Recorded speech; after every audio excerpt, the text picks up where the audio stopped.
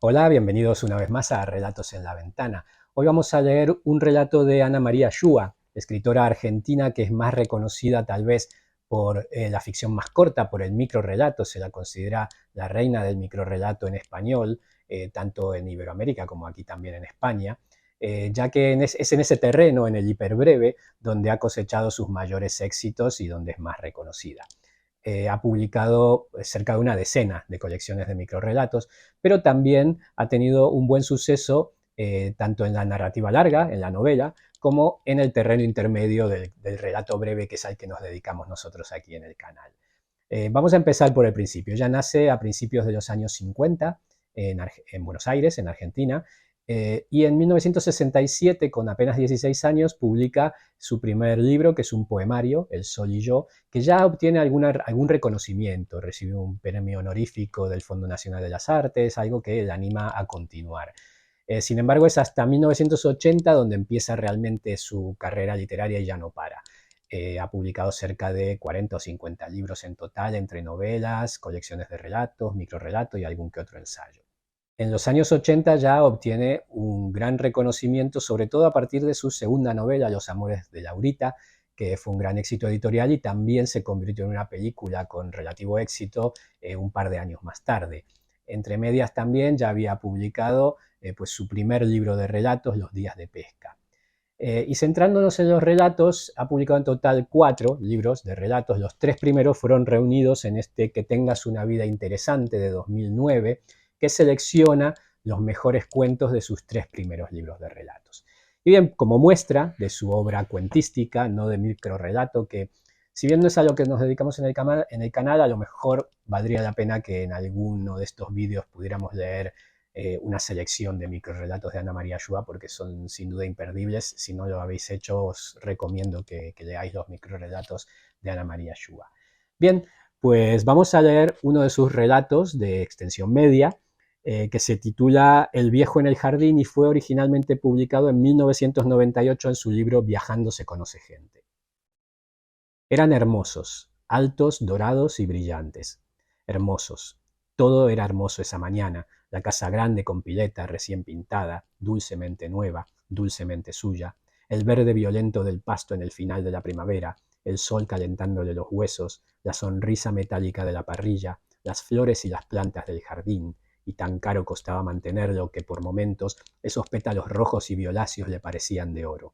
El arco iris que se formaba al atravesar la luz los chorros del regador girando su mínima y fresca lluvia sobre el césped. La justa recompensa a una vida larga y laboriosa, productiva. Todo era hermoso, pero nada tanto como sus nietos. Altos, dorados y brillantes, sus cuerpos mojados reverberando al sol, zambulléndose y volviendo a salir de la pileta como delfines, como pájaros. Martín y Osvaldo eran más altos que él, apenas. Patricia ya tenía cuerpo de mujer y la sentía incómoda, consciente de sus muslos, cuando intentaba sentarla en sus rodillas. No le gustaba que la besara en el cuello como cuando era chica. Hasta Silvana, la menor, había gritado esa mañana cuando su abuelo había abierto sin querer la puerta del dormitorio donde se estaba poniendo la malla. Cerró la puerta enseguida, porque no quería molestarla, y la esperó en el pasillo para disculparse con una broma. Cuando un abuelo ve a una nieta desnuda por primera vez, se queda ciego para siempre, pero la segunda vez se muere, le había dicho. Y se quedó esperando la risa, que no vino, porque Silvana lo había mirado asustada por un momento, hasta que entendió de golpe y pudo entregarle una sonrisa un poco a la fuerza, avergonzada. Pensó en Olga y a su lado vino ella inmediatamente, gorda, desaliñada, obediente, con un brillo de temor húmedo en los ojos deshilachados que alguna vez habrían sido azules, obediente. Si los viera, si pudiera verlos, la casa, el sol, los nietos, los hijos. Después le gritó que se fuera, que lo dejara en paz, pero Olga, obediente, no desaparecía con suficiente rapidez, y para alejarse de ella quiso levantarse de la reposera. Sintió que le costaba desprenderse de su asiento, vencer la fuerza de gravedad que tiraba de sus viejos huesos hacia abajo, hacia la tierra. Estaba inmovilizado contra la lona que se adhería con fuerza a su piel, como un imán. Odió la artritis que le deformaba las rodillas, consiguió olvidarla, con un esfuerzo más se encontró de pie. «Osvaldo», gritó llamando a su nieto mayor. «Osvaldo, vení acá». Osvaldo estaba nadando ferozmente de una punta a la otra de la pileta, practicando estilo mariposa, un estilo que a su abuelo siempre le había parecido ridículo y agotador. Soportaba mal la visión de ese cuerpo excesivamente joven saltando fuera del agua en un despliegue de energía que resultaba exhibicionista, casi obsceno, que le estaba vedado. En crawl y en pecho, en cambio, no habría hecho tan mal papel el abuelo, todavía hubiera podido perder dignamente una carrera. Osvaldo salió del agua a su llamado, agitado por la violencia del ejercicio. El viejo miró sus dientes fuertes y blancos y comprobó una vez más, al verlo parado al lado de él, en el borde de la pileta, que su nieto le llevaba media cabeza. Lo admiró y lo envidió por eso. Me estoy achicando con los años, pensó. A su edad, pensó, sabiendo que era mentira, a su edad yo era tan alto como él. Vamos a ver si este viejo todavía tiene fuerza, y agarró la muñeca de Osvaldo intentando tomarlo por sorpresa para tirarlo otra vez al agua. ¿Qué vas a tener fuerza si sos un pobre viejito debilucho? El momento de la sorpresa había pasado y el muchacho se afirmaba sobre sus pies, forcejeando a su vez. Lucharon un instante con todas sus fuerzas. El abuelo confiaba todavía en el poder de sus manos, de sus brazos. Las piernas, en cambio, no le respondían bien, las malditas rodillas.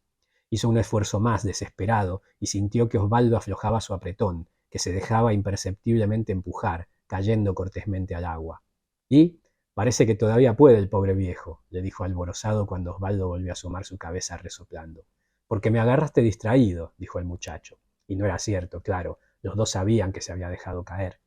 Pero el abuelo estaba contento de todos modos, contento de la forma en que su hija Marta había educado a sus nietos, en el amor y el respeto a los mayores, contento de haber podido aguantar durante 10 intensos segundos esa fingida lucha, un hombre de 71 años contra un muchacho de 18. Un hombre, se dijo, todavía un hombre, no un pobre viejo.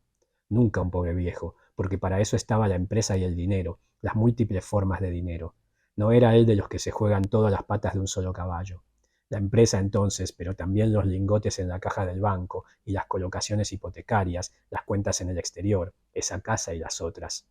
Y por eso nunca sería un pobre viejo. Un viejo maldito sí, un viejo hijo de puta, pero fuerte, con esa fuerza incomparable que solo da el dinero y que seguiría sosteniendo lo erguido y desafiante mucho después que la de sus músculos lo hubieran abandonado, mientras lograra conservar un atisbo de lucidez. Pensó en un árbol grande que podría ser viejo si no fuera por su savia siempre verde, siempre joven. Él podría haber escrito libros si se hubiera dedicado a eso, pero un hombre tiene otras responsabilidades. La savia siempre verde de los dólares corriendo por sus ramas.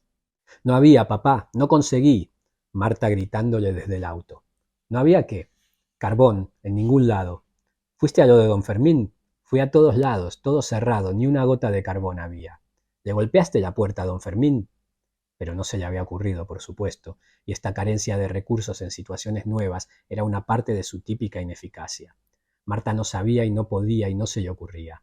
Lo mejor que había sido capaz de conseguir en todos sus años era su marido, un hombre fuerte que la había llevado a remolque, gorda y grande por la vida. Desde su muerte Marta flotaba a la deriva, una boya grande y redonda en medio del océano. Vamos, llévame al pueblo, vas a ver cómo yo consigo. ¿Vas a ir así, descalzo y en malla? Preguntó ella como si semejante osadía le produjera admiración y espanto. Claro, vamos de una vez, que está por llegar tu hermano y el asado va a estar listo para las 1001. Manejaba bien, sin embargo, inesperadamente, Martita. Parecía revivir cuando sus manos se ponían en contacto con el volante. Tan parecida a Olga, tan obediente. Físicamente parecida, además, sobre todo desde que había engordado. La recordó despeinada y llorosa, buscando la forma de acercarse a él después de la muerte de su madre. Ahora somos dos, papá. Ahora nos quedamos los dos solitos y vamos a hacernos compañía, le había dicho abrazándolo, incapaz de comprender la sensación de exaltación y desafío que se mezclaba en él con el horror y la pena. Porque Olga había muerto y una pequeña pero nítida voz en su interior no dejaba de repetir, por fin. 40 y tantos años de casados, abrazados al final, es cierto, abrazados como dos boxeadores que han empleado todos sus recursos a lo largo de la lucha y en el último round se enlazan, agotados en un clinch interminable. Durante más de 40 años Olga lo había odiado y temido. Durante más de 40 años él la había despreciado. Durante más de 40 años se habían aburrido juntos. Y ahora que todo había terminado, Marta venía a él, a ofrecerle su compañía como si todo pudiera volver a empezar, el aburrimiento, el odio y el desprecio. Había creído entonces que sería fácil rechazarla, separarse de ese abrazo húmedo que había devuelto sin calor. Pero a medida que pasaban los días, la exaltación y el desafío habían terminado por disolverse en una soledad ácida, constante, mientras el horror y la pena seguían allí, aferrados a su carne vieja. Injusto. era injusto. Después de haberla sentido sobre él como una larga, irreversible invalidez que había arrastrado a lo largo de la vida sintiéndose, bajo su carga, la mitad de sí mismo, seguía haciéndole daño desde su muerte, pesando sobre él con su ausencia cotidiana, esa muerte monótona de la que nunca volvía para ver, por ejemplo, la casa nueva de fin de semana recién pintada, a sus nietos altos, brillantes y hermosos nadando en la pileta. Todas las mañanas volvía a despertarse sorprendido en la cama vacía y podía medir el diámetro y la negrura del pozo que Olga había dejado en su vida. Ese pozo que trataba de tapar. No era hombre de pocos recursos él, no de esos que se sientan a llorar, a lamerse las heridas, arrojándole las horas ocupadas en la empresa, los viajes, los proyectos, las comidas, el diario de la mañana y el de la tarde, los fines de semana con los hijos, los asados, los noticieros de televisión y algunas series, y el pozo se lo tragaba todo, el insondable pozo, el triste agujero. Y entonces allí estaba su hija Marta, viuda también desde hacía tantos años, y naturalmente se habían hecho compañía. Claro que había carbón, hacía falta un poco de decisión y carácter nada más para encontrarlo. Cuando le golpearon la puerta, don Fermín los atendió con un mate en la mano y un humor pésimo. Tenía también carbón y les vendió una bolsa de 3 kilos que el abuelo sopesó al tanteo y exigió después que la pesaran en la balanza de adentro. Los dos viejos se miraron fijo, se conocían, se odiaban y se respetaban desde hacía un par de años atrás, cuando empezó la construcción de la casa. Esta vez fue don Fermín el que aflojó primero. Que se diese el gustazo, dijo, y fueron a pesar la bolsa que tenía 3 kilos y 200 gramos de carbón. Los 200 gramos iban de yapa, les dijo Fermín al despedirse, sonrisa socarrona. Tiene la balanza arreglada. Ahora vamos a la carnicería. ¿Para qué, papá? Suplicante, Marta odiaba ir de compras con su padre. Si ya compré ayer, hay de todo en la heladera. Que le agradecía mucho, eso dijo el abuelo, que muchas gracias y se llevara esa carne de vuelta a su casa de Buenos Aires. Era todo ternera, tierna, sí, a lo mejor tierna, pero sin gusto. Novillo únicamente tenía que ser para el asado, en el peor de los casos vaquillona. Discutió agriamente con el carnicero, que pretendía venderle unas tiras ya cortadas. Mucha grasa, más falda que otra cosa, discutió, mientras Marta, en la puerta de la carnicería, miraba hacia afuera avergonzada, como tratando de disimular o atenuar el vínculo que la unía para siempre a ese viejo exigente y desconfiado. Por fin consiguió la carne que deseaba, de animal grande, con poca grasa. Siempre había logrado conseguir lo que deseaba, lo que se proponía. Así era él. Energía, voluntad y confianza, les dijo alegremente a Martín y a Patricia, que lo ayudaban de vuelta en la casa a buscar ramitas secas para encender el fuego. En esas 3 palabritas está la clave del éxito. Así llegué yo, así pueden llegar ustedes, conseguir lo que se propongan, todo. Pronto llegaría Jaime, su hijo tan como él, su hijo preferido, cuyas virtudes nunca había tenido inconvenientes en destacar delante de Marta, en una comparación constante que la empequeñecía, la encerraba en el cerco de su propia debilidad, acentuaba, peor para ella, su torpeza. Tan como él, su Jaime. Nunca habría cometido, por ejemplo, la torpeza de ofrecerse a hacerle compañía después de la muerte de Olga. Tal vez por eso se veían ahora tan poco, tan poquito. No comían carne en Europa, ¿no, abuelo? Preguntó Martín mirando las tiras de asado al costado de la parrilla, los chorizos que el viejo pinchaba con un tenedor. ¿Carne? Claro que sí. Una vez por mes comíamos carne, hígado una vez por semana. Hacía muchas preguntas Martín últimamente acerca de ese lugar mítico y misterioso donde el abuelo había nacido, una parcela de tierra que había pertenecido a Rusia, a Polonia y a Alemania, y que el viejo llamaba así, Europa, como para oponerla a ese otro lugar al que llamaban América, y que a sus nietos les costaba identificar con el país en el que vivían. Una América a la que ellos llamaban Argentina, y que volvía a ser América en las raras ocasiones en que el abuelo hablaba de Europa. América, desde el abuelo, estaba habitada por los criollos, a los que llamaba también criollos nativos, personas irresponsables, abiertas, perezosas, despreciables, generosas y confiadas. No le gustaba recordar, hablar de Europa. ¿Para qué? No entendía el interés de sus nietos en ciertas pequeñas circunstancias de su vida a las que nunca había dado importancia, como qué comía o a qué jugaba cuando era chico. Prefería atenerse a conceptos más generales, ordenadores de su experiencia, como si los detalles de esos primeros años de su vida se hubiesen borrado de su memoria, como si su vida hubiera empezado el día en que pisó la tierra de América, el día en que comenzó su victoriosa lucha. Pero esta era una oportunidad para hablar con sus nietos, pensó. Martín y Patricia parecían interesados. Era la posibilidad de darles una pequeña lección, tratar de hacerles entender, medir, la altura de la plataforma desde la que ellos tenían, por ser sus nietos, el privilegio de lanzarse a la vida. Esparcía las brasas, entre tanto, improvisando un breve discurso. Desde abajo había empezado él, de la nada, del frío y la miseria de Europa. Nada más que su cuerpo y su mente, su aguda inteligencia, se dijo, habían bajado del barco, un hombre solo frente al mundo, un aventurero. Y el mundo había tenido que bajar la cabeza. Miró y disfrutó una vez más de la casa, la pileta, el jardín, la grasa de la carne chisporroteando ya sobre el fuego. Europa, empezó, sería breve. Ustedes no pueden tener idea de lo que era Europa. ¿Saben lo que comíamos? Papas. Todos los días papas. Y los inviernos. Pero para un hombre como yo, un muchacho fuerte, con energía, voluntad y confianza, lo peor no era la pobreza. Lo peor era que no había posibilidades de progreso. ¿Se dan cuenta? No había perspectivas, no había horizontes en Europa.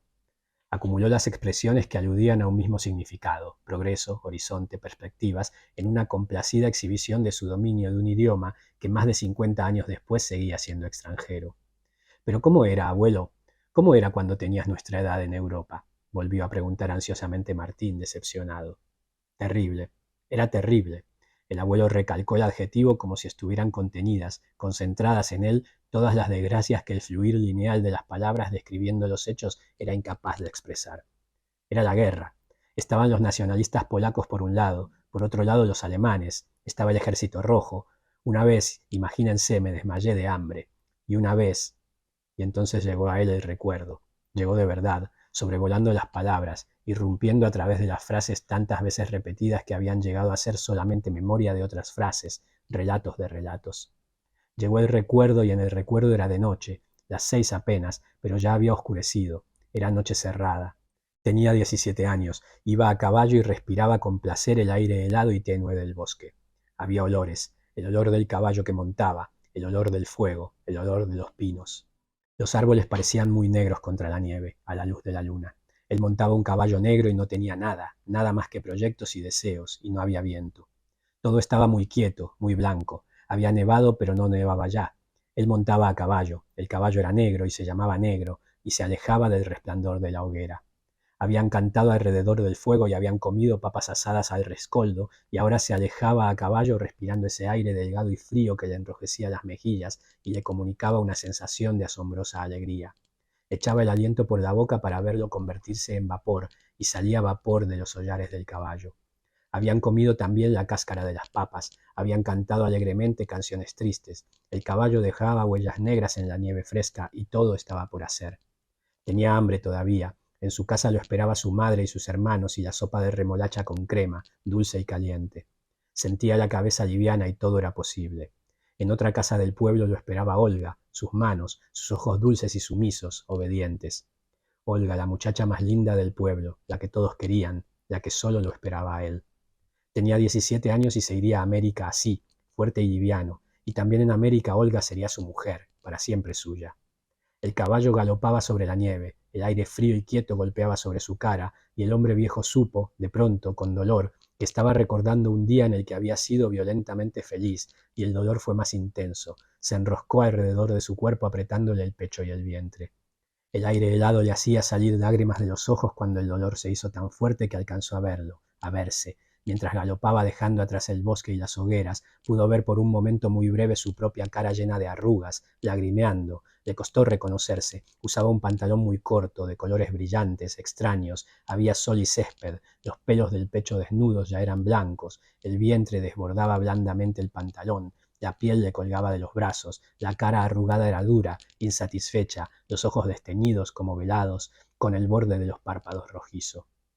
Para desprenderse de la sensación de horror y repugnancia se inclinó hacia adelante, sobre el caballo, respiró su olor, le acarició el cuello sudado por la carrera, sudado a pesar del frío. Se propuso olvidar para siempre esa imagen monstruosa, ese horrible recuerdo del futuro, y lo logró durante muchos años. Habría logrado olvidarla para siempre, si no hubiera regresado ahora en la memoria, envuelta en el olor del caballo y la silueta de los árboles, mientras daba vuelta demasiado pronto la carne sobre el fuego, y lagrimeaba y sus nietos desviaban la mirada, asustados para no verlo llorar.